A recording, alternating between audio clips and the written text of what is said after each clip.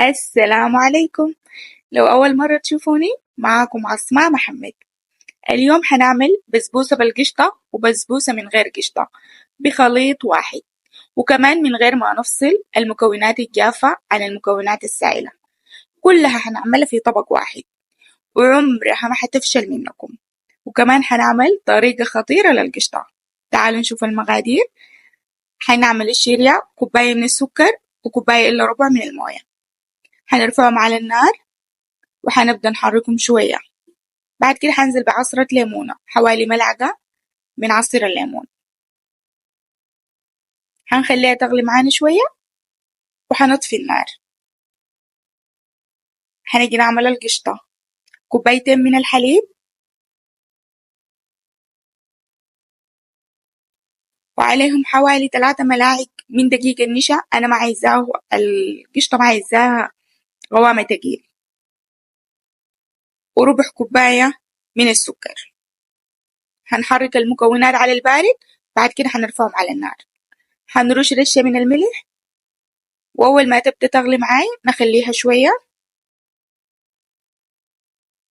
هنزل مكعبين من جبنة كيري طبعا اختياري، وكمان ملعقة من اللبنة برضو اختياري، وكمان هنزل بقشطة. بس القشطة أنا بشوفها ضرورية جدا، يعني علبة القشطة أنا بشوفها ضرورية صراحة، بتخلي الطعم أقرب للقشطة الحقيقية.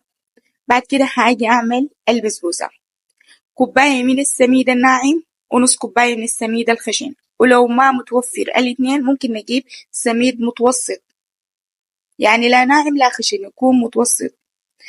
نص كوباية زيت ونص كوباية سمنة ونص كوباية من السكر. هنحرك كل المكونات مع بعض. بعد كده علبة قشطة، صراحة القشطة مهمة شديد في البسبوسة، ما بتخليها تتشقق معاي. وبيضتين، هنزل طبعا بالفانيليا مع البيض على طول. هبدأ أحرك المكونات. إذا ما بتحبوا البيض فعادي ممكن تستغنوا عن البيض، فعادي تكتفوا بعلبة القشطة. لكن صراحة أوعدكم عمرها ما حتفشل منكم لو جربتوها بالطريقة دي. ورشة من الملح. هنحرك كل المكونات مع بعض. بعد كده هنزل بها نص كوباية من جوز الهند، طبعا مكون رئيسي. هحرك كل المكونات مع بعض كويس لحد ما يتجانسوا معاي. ما تنسوا الاشتراك في القناة وتفعيل زر الجرس عشان يصلكم كل جديد، وكمان ما تنسوا اللايك والشير.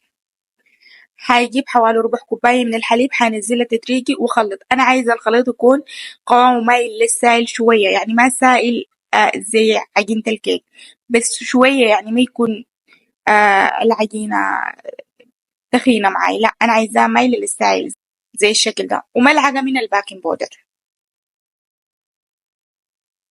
هحرك كل المكونات مع بعض.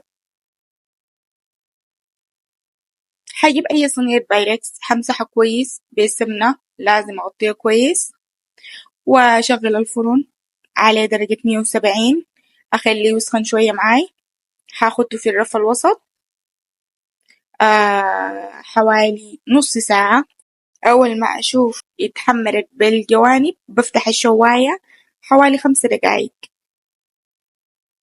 بعد كده هطلعها، دي الطبقة الأولى طبعا،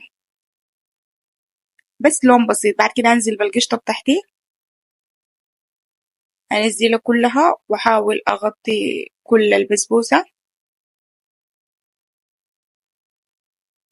بعد كده أخليها تبرد حوالي 10 دقايق كده، يعني لما ألمس القشطة أحس ما بتلزق في يدي، وأنزل شوية شوية بالخليط بتاع البسبوسة. لو حسيته بقى تقيل هضيف زي 5 أو 6 ملاعق من الحليب وأحرك. بعد كده هدخلها نفس الحكاية في فرن، بس المرة دي شواية بس. هشغل الشواية حوالي 10 دقايق، بتاخد لون معاه وهطلعها.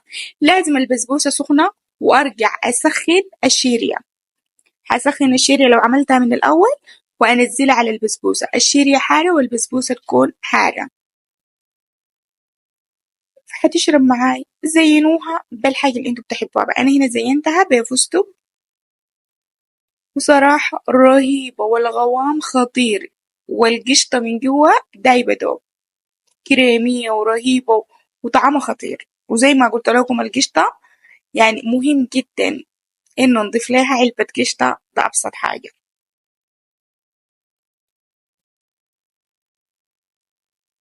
فبتشوفوا بجوا شي كده خطير.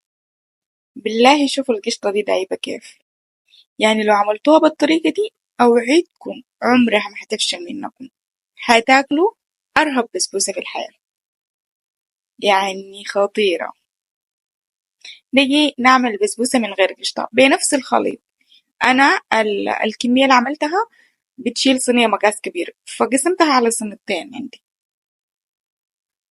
نفس الحكاية، نزلته وشغلت الفرن 170 حوالي نص ساعة، فتحت الشواية فوق 10 دقايق وخلصت معي. نفس الحكاية، البسبوسة سخنة، وكمان الشيرة بتاعتي تكون سخنة وقطعتها بس. أوعدكم يعني لو جربتوها بالطريقة دي تاني عمرها ما حتفشل منكم، وحتاكلوا أرهب بسبوسة في الحياة. وكمان سريعة، يعني ما صعبة صراحة، ورهيبة شديد، تستاهل. يعني لو تعبنا عليها تستاهل. يلا أشوفكم في فيديو جديد وفي وصفة جديدة. في أمان الله. مع السلامة.